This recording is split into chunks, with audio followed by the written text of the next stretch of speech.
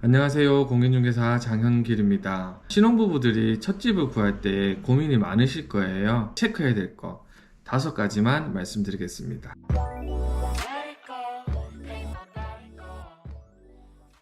자, 첫 번째, 대출 상품을 잘 활용하자. 금리가 높은 게 맞죠. 이전보다 금리에 대한 그런 부담이 더 많아진 건 사실입니다. 근데 제가 말씀드리고 싶은 건 신혼집을 구할 때 무작정 대출에 대해서 꺼려 하시는 분들이 있어요. 왠지 빚을 내면 안 될 것 같고 뭔가 그냥 대출 없이 하는 게 마음이 편할 것 같고 그러신 분들이 의외로 또 있으시더라고요. 무리한 대출이라면 저도 당연히 말리고 싶은데 상한이 어느 정도 되는 금액이라면 그 대출 상품을 잘 활용하시면 좋을 것 같아요. 신혼부부들에 맞춰서 나오는 상품들도 여러 가지가 있으니까 그런 상품들을 잘 보시면 좋을 것 같습니다. 예를 들어서 1억 원을 가지고 아파트를 매수한다라고 했을 때 대출 없이 올 현금 1억으로 아파트를 매수하는 것하고 5천만 원 정도의 대출을 일으켜서 1억 5천의 집을 매수하는 것은 큰 차이가 있습니다. 물론 5천만 원 정도의 그런 대출을 일으킴으로써 이자에 대한 그리고 원리금에 대한 부담이 물론 있겠지만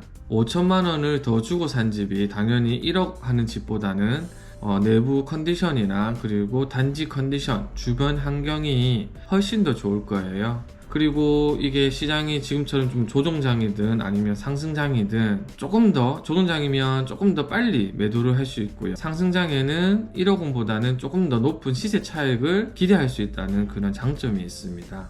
자, 두 번째, 신혼 첫 집 평생 산다고 생각하지 마라.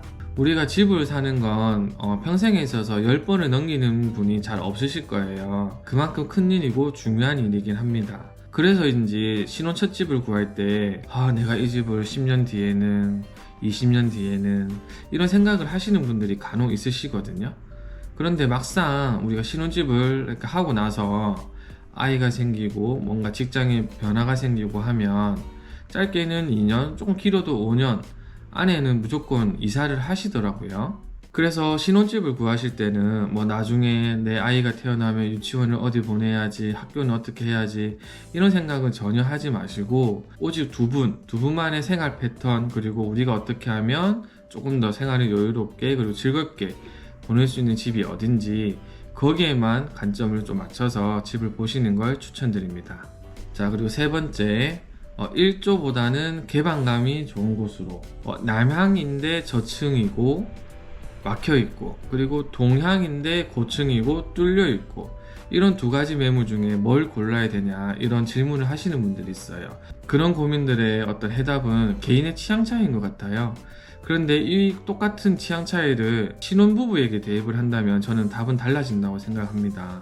대부분의 신혼부부들이 맞벌이를 한다고 가정을 해보면 낮에 집에 있는 시간이 거의 없어요.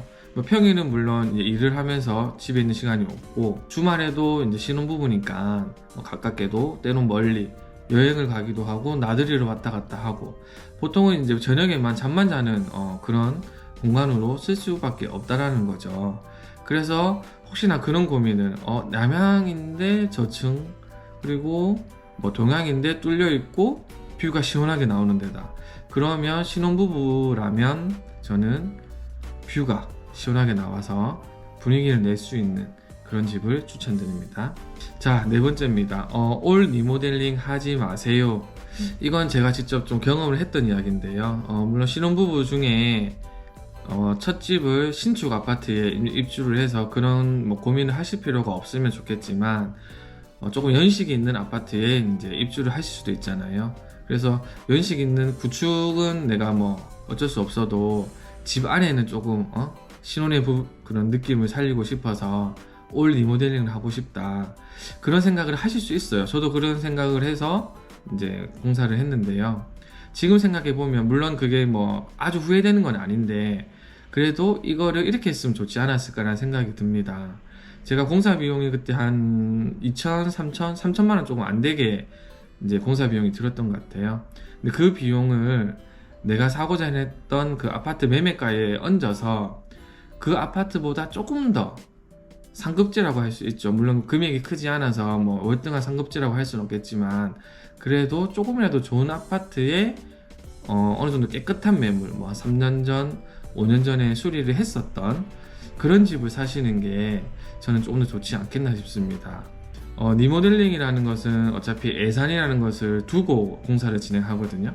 그러면 결국 내가 내 하고 싶은 대로 다 하지는 못해요. 결국은 이 예산이라는 벽에 막혀서 100% 내가 만족하는 집을 얻기는 어렵다. 특히 신혼 때 이제 집도 구해야 되고 그 공사 비용까지 몇 천만 원까지 들어야 된다고 하면 그게 부담이기 때문에.